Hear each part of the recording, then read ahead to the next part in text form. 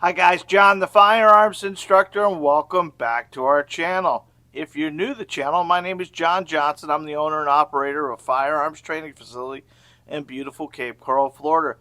If you're one of our loyal subscribers, thank you very much from the bottom of my heart, helping a family-owned business through the YouTube journey. So the last couple days we've been doing tips for women, and today is number 3. 3 out of 5 secrets that a woman needs to know to improve their accuracy and build their confidence with a firearm. And today we're going to be talking about trigger control.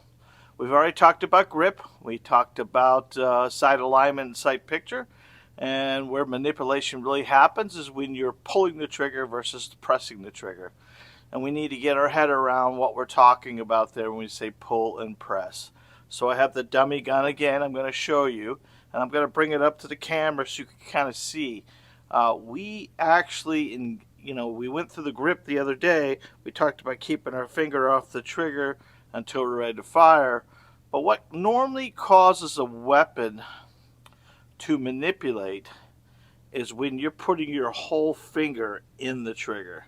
Now you see that sticking out on that side?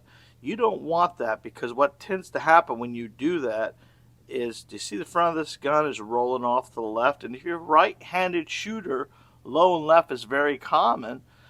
Due to the fact that you are drifting it off that way when you engage the trigger. Remember, proper grip we talked about. If you're holding onto the gun properly, right, with your right hand, and we get our finger off the trigger and thumb up, we want to, if we really squeeze really hard with our right hand, the gun's going to drift off to the right. That's just natural. And the same thing if you're left-handed, it's going to drift off to the left. So when we put that proper grip together that we talked about there, with thumbs forward, the fingers matching up and pushing it out in front of you, what's naturally going to happen is the gun's going to stay level as much as you can, especially if you're driving with your back muscles, ladies. But now we need to make sure that we're not manipulating it with our trigger fingers. So I'm going to show you the finger itself. You don't want to engage the trigger with the crease. You want to use more of the tip of your finger to engage the trigger. And this is going to help us slowly press that trigger back. So it's it's almost like that, if you can see that. We want this, not this. The more we have our finger pressing back, we're making that gap right here. That's called trigger gap. And that's going to help us tremendously use the tip of our finger to engage this trigger straight into your hand, which will keep the gun level at that point in time. What tends to happen to most students is they get it out in front of them, they push it out, they're trying to control it, and then they pull the trigger. And when they pull the trigger, you're pulling the gun down, and that's what's causing all that low shots. We almost need to press the trigger. So we want to talk about what that means by pressing the trigger. And I give a couple ideas. You're a fisherman and you got a bobber in the water, and the fish is taking the bobber under, and you go set the hook. But the problem is you have all that slack between you and the bobber. You need to get all that slack out before you set the hook. This is one of those things when you're pressing that trigger back, you're taking the slack out of the trigger, and the shot should surprise you. If the shot doesn't surprise you, then you pull the trigger. That's one of the things I always ask students here. We get done with a string of shots, and we put 5 rounds in, and every round is below where we're supposed to be aiming. And I ask the guy, well, how many, or I ask the woman, how many bullets did you know were going to fire? And they go, what? What? All of them. Yeah, all of them are going to fire. Yeah, because you're pulling the trigger. You knew the gun was going to fire. If I told you the shot should be a surprise, is the most important way to handle this. Just slowly take the trigger back until it cuts. It's almost a cadence, guys. And this cadence will help us tremendously become more proficient. Because a level gun shoots level. We talked about this multiple times, and these are the things we try to get people in the brain to understand. Any weapon at an angle is only going to shoot at an angle. Now you can either start the weapon at an angle, or you can pull the weapon at an angle. Remember, ladies, when we talked about that proper grip and proper stance, we haven't talked stance yet, but proper grip and proper sight alignment. If you're engaging the trigger and you're locking out your wrist, and you slowly begin to engage the trigger, and you're letting the trigger let your wrist roll down, well, that's where the bullet's going to impact. You need to make sure you keep your wrist stiff as well. So it's about wrist and booty. Remember, I told you about that, and we're going to cover stance tomorrow. But the idea of this is that we're driving it out. You want to make sure that you're looking through your sights and the weapon stays level as you press the trigger back. You cannot let trigger press